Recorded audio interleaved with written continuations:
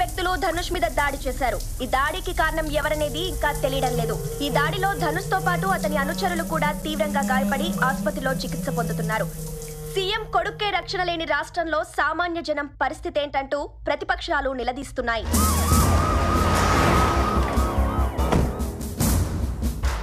అసలు ఈ దాడి వెనుక ఎవరి హస్తం ఉందో తెలుసుకోవడానికి పోలీస్ డిపార్ట్మెంట్ ఇన్వెస్టిగేషన్ స్టార్ట్ చేసింది. జిల్లాలోని అన్ని ప్రాంతాల్లో హై అలర్ట్. టచ్ చేసింది నేనే సార్.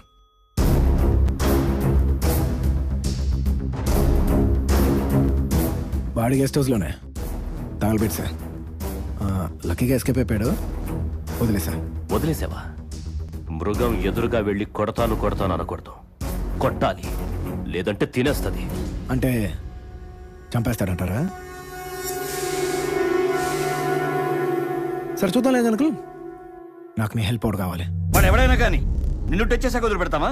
నడి రోడ్డు మీద నరికాయి. డీజీపీతోనే మాట్లాడతాను. ధనుష్ మీద దాడి కేసులో కొత్త మలుపు. నిందితులను గుర్తించిన పోలీసులు సమాచారం అందిస్తున్న డీజీపీ. సార్, ధనుష్ మీద దాడి చేసింది ఎవరు?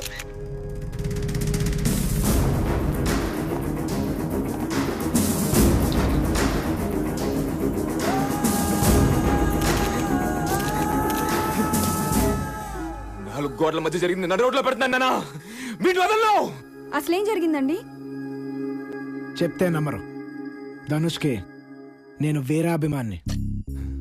పని పాట లేకుండా పోరంబోకలా తిరుగుతున్నావు, వెళ్ళి ధనుష్ బాబుని కలు అని మా నాన్న చెప్తే ఆయన జాబ్ అడుగుదామని ఆయన గెస్ట్ హౌస్కి వెళ్ళానండి. జాబ్ కోసం అప్పుడే ఆయన టిన్ కోక్ తాగుతూ మెట్లు దిగుతూ ఉన్నాడు. బా చూడగానే ఆయన ఫ్యాన్ అయిపోయానండి. ఆ రోజు ఆయనకి దండేసేద్దాం అనుకున్నాను, మిస్ అయిపోయింది. ఫ్యూచర్లో అట్లీస్ట్ ఆయన ఫోటోకైనా దండేసేస్తానండి. జాబ్ కావాలని అడిగితే ఒక్క జాబ్ చాలా అన్నారు. స్టన్ అయిపోయా. ఎక్కడ కావాలి? సోనీలో చేస్తావా? Made in Japan.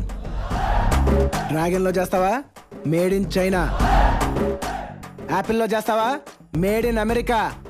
ఎక్కడైనా జాబ్ చేయాలంటే కావాల్సింది దమ్ము కాదు, బ్రాండ్. టన్నులు ఉన్నాయి ఇక్కడ అని ఎలా ఎలా కొట్టుకుంటూ బలి చెప్పారు సార్. అప్పుడే భక్తి ఛానల్లో బ్రేకింగ్ న్యూస్ వచ్చినట్టు సంబంధం లేకుండా గ్రూప్ వచ్చి ఆయన మీద అటాక్ చేసి ఏం కొట్టినారు సార్. పెచ్చా కొట్టిరు సార్. సార్ ఆయన వెనకాల స్కూల్ యూనిఫామ్ లాగా ఒకే డ్రెస్ వేసుకున్న వాళ్ళు ఉంటారు సార్. వాళ్ళనైతే కుక్కలు కొట్టినట్టు కొట్టిరు సార్. కొట్టిన వాళ్ళు చూడటానికి స్టైల్గా ఉన్నారు కానీ మాస్, ఊర్రా మాస్ సార్. అందరూ ధనుష్ ని పెద్ద తోపు తురు అంటారు గానీ అంత ఏం లేదు సార్. కొడితే పారిపోయి మురికాలలో దూకి దాక్కున్నాడు సార్. పాపం బ్రతికుండగానే చంపేశాను వీడు. ఆయనకి ఈత రాదనుకుంటా బురదలో పడి గిలగలా కొట్టుకుంటుంటే పోయాడు అనుకుని ఆలే వెళ్ళిపోయారు సార్. దాడి చేసిన వాళ్ళను నువ్వు గుర్తుపట్టగలవా? గుర్తుపడతామేంటి సార్, వాళ్ళ ఫోటోలు కూడా తీస్తే. ఇదిగో వీళ్ళే దాడి చేసిన వాళ్ళు. వీళ్ళ వాళ్ళే సార్. ఎవరు సార్ వాళ్ళు?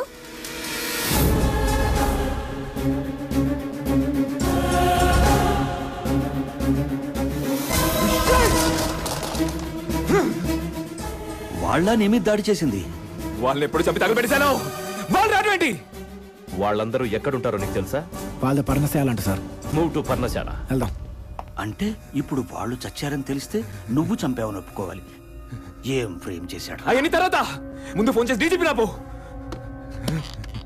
పర్ణశాలను ముట్టడించిన పోలీసులు. సంఘటనా స్థలం నుంచి మరిన్ని వివరాలు మా ప్రతినిధి లైవ్ లో అందిస్తారు.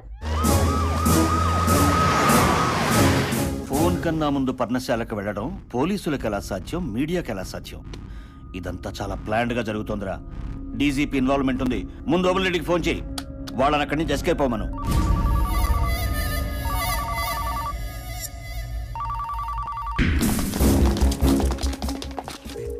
పికో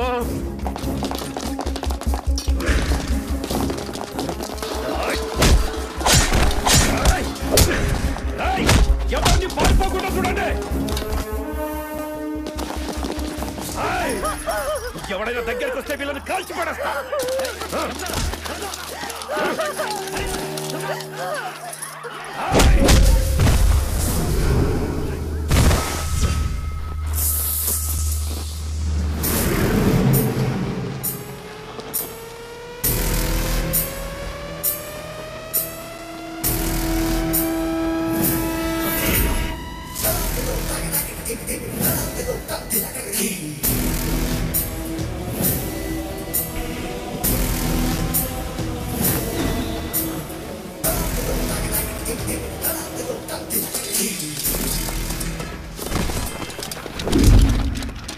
సార్ సార్ నన్ను అరెస్ట్ చేయండి సార్ ప్లీజ్ సార్ నన్ను అరెస్ట్ చేయండి సార్ నన్ను అరెస్ట్ చేయండి సార్ నేను లొంగిపోతాను సార్ సార్ అమ్మాయికి ఉమ్మా మొత్తం చెప్పేస్తాను అసలు ఏం జరిగిందంటే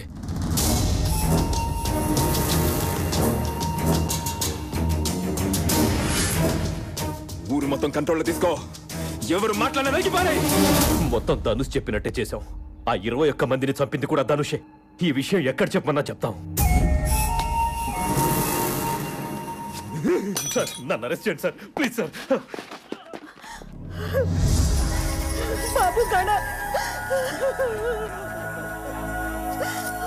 భయపడద్దు ఈ రోజు నుంచి ప్రతి ఇంటికి నేనే మగబిడ్నే వదలను ఇంకోతలను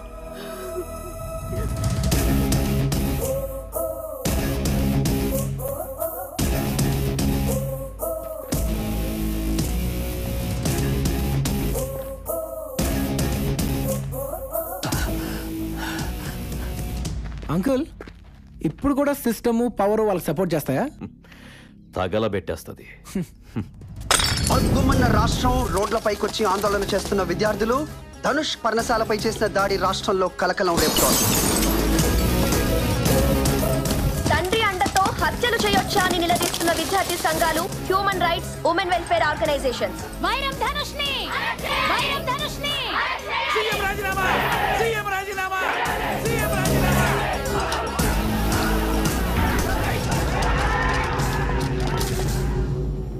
సార్ పార్టీ చీఫ్ నుంచి ఫోన్. పార్టీ చీఫా? Hello sir. సార్ అది ఆల్రెడీ పార్టీ పరువు పోయింది. చేతనైతే ఆపు లేదంటే దిగిపో. అదిగా సార్. అసలు ఇదంతా కరెక్టేనంటారా?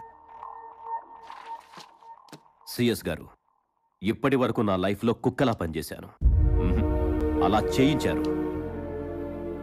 పోలీస్ డిపార్ట్మెంటు, ప్రతిపక్షాలు ఎవ్వరూ ఏమీ చేయలేని పని మీ కొడుకు చేశాడు.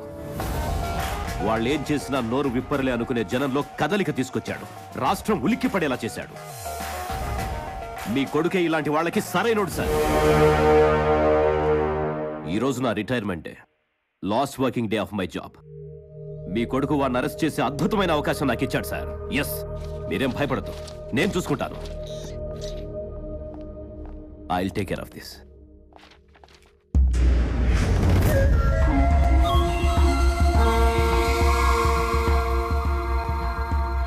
నన్ను అరెస్ట్ చేయడానికేనా? ఎస్.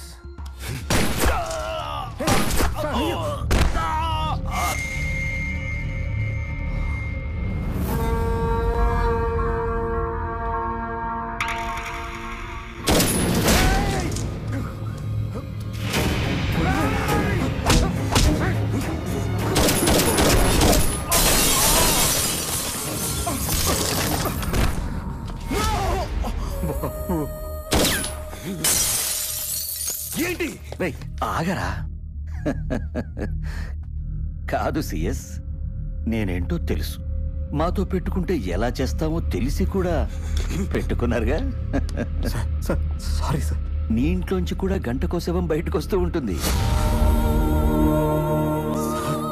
ఇవన్నీ ఆగాలంటే ఏం చేయాలో తెలుసా? నీ కొడుకుని వాడికి అప్పచెప్పు. చెప్పు, రమన్ చెప్పు. మీడియాను వాడుకోవడం మీకే కాదు, మాకు తెలుసు. ఒక గంట తర్వాత మీడియాలో న్యూస్ ఏంటో తెలుసా? డీజీపీ గెస్ట్ హౌస్ మీద తీవ్రవాదుల దాడి. దాడిలో డీజీపీ హతం. అతనితో పాటు కాల్పులు చేసిన ఎస్పీలు, పోలీస్ ఆఫీసర్స్, సిఎస్కి సంబంధించిన వాళ్ళు కూడా చనిపోయారు. దానికి సాక్ష్యం చెప్పేది కూడా నువ్వే.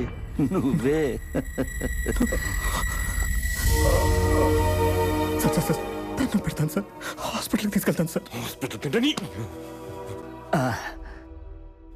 తీసుకెళ్ళు. నీ కొడుకు రాగానే తీసుకెళ్ళు. ఫోన్ చెయ్యి. నానా టెంపుల్ పక్కన ఉన్న డీజీపీ గెస్ట్ హౌస్కి రా. వస్తాను గానీ తడబడుతున్నావేంటి? రారా. నానా నానా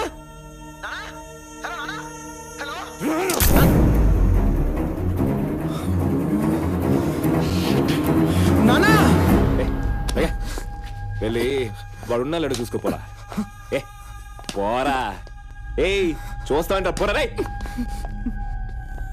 రేయ్ అందరినీ ఇక్కడ ఉన్న అందరినీ లోపల వస్తాడు వస్తాడు.